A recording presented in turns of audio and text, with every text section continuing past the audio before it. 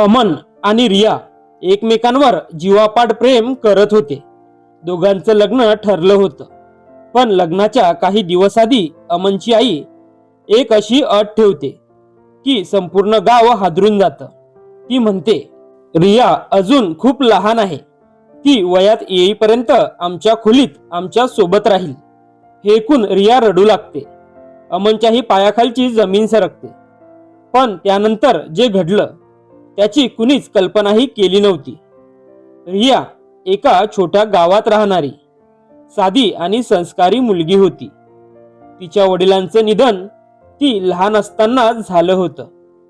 तिची आई मीना हिने खूप कष्ट करून तिला वाढवलं होतं. घरची परिस्थिती फार चांगली नव्हती.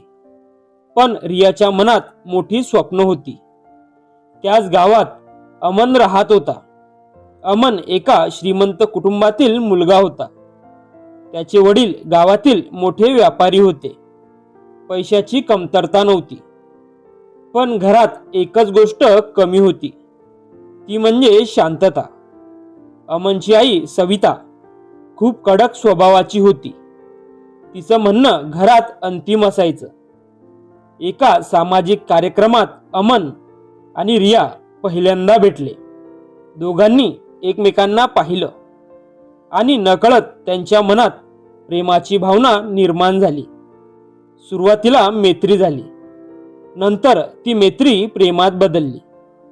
काही महिन्यांनी अमनने आपल्या आई वडिलांना रियाबद्दल सांगितलं. अमनचे वडील तयार झाले. पण सविताला रिया आवडली नाही. तिला वाटत होतं की गरीब घरातील मुलगी आपल्या घरासाठी योग्य नाही.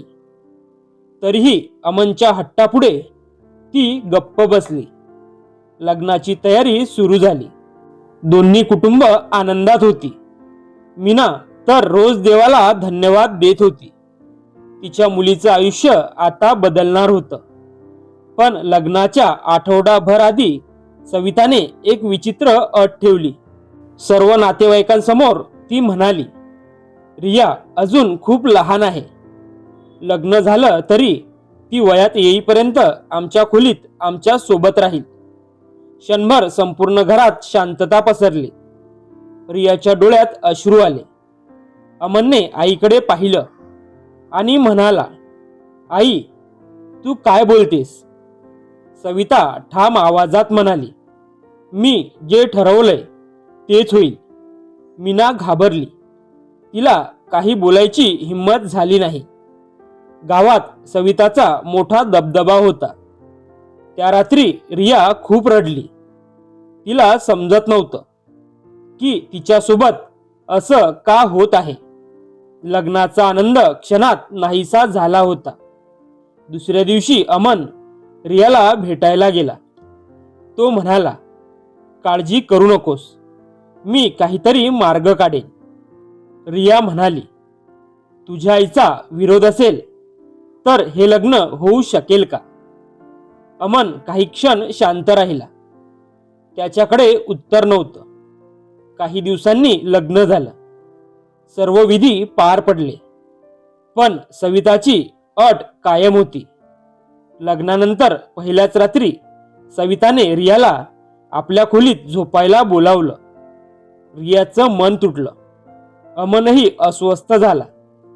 असं काही दिवस चाललं.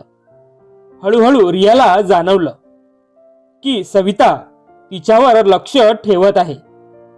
ती कुठे जाते, कोणाशी बोलते, काय करते, सगळ्यावर तिची नजर होती. एक दिवस रात्री रियाला झोप येत नव्हती. ती उठून पाणी प्यायला गेली. तेव्हा तिला सविता आणि तिच्या पतीचं बोलणं ऐकू आलं. सविता म्हणत होती, मला भीती वाटते. तिचे पती विचारतात, कशाची? सविता म्हणाली, अमनची मोठी बहीण लग्नानंतर आमच्यापासून दूर गेली.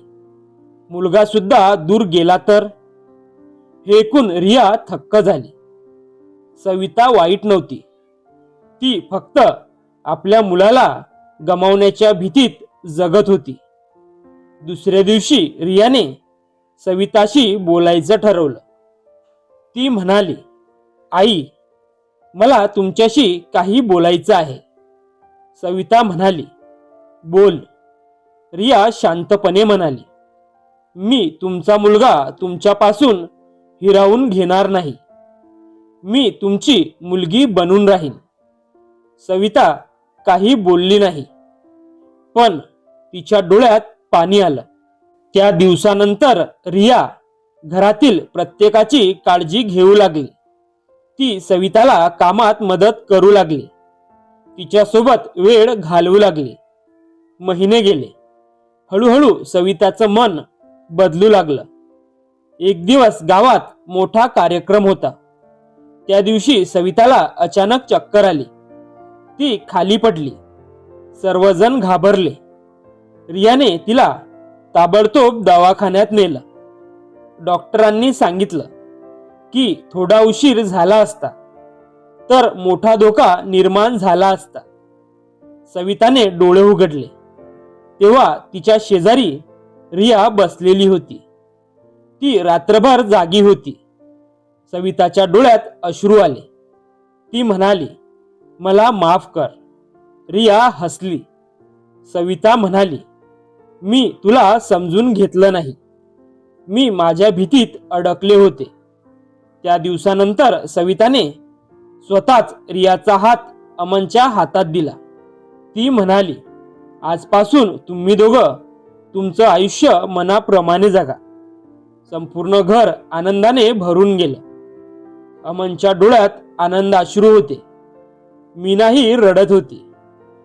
ज्या अटीमुळे एकेकाळी सर्वांचं आयुष्य अंधारात गेल्यासारखं वाटत होतं, त्याच अटीमागे लपलेली भीती आणि प्रेम अखेर सर्वांसमोर आलं.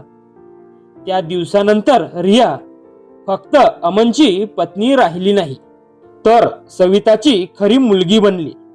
आणि सविताला समजलं की प्रेम म्हणजे कोणाला बांधून ठेवणं नसतं, तर त्याला आनंदाने जगू देणं असतं. कथा आवडली असेल तर लाईक, शेअर आणि कमेंट नक्की करा. अशाच हृदयस्पर्शी कथा पाहण्यासाठी मॉरल स्टोरीज सोबत जोडलेले रहा. धन्यवाद.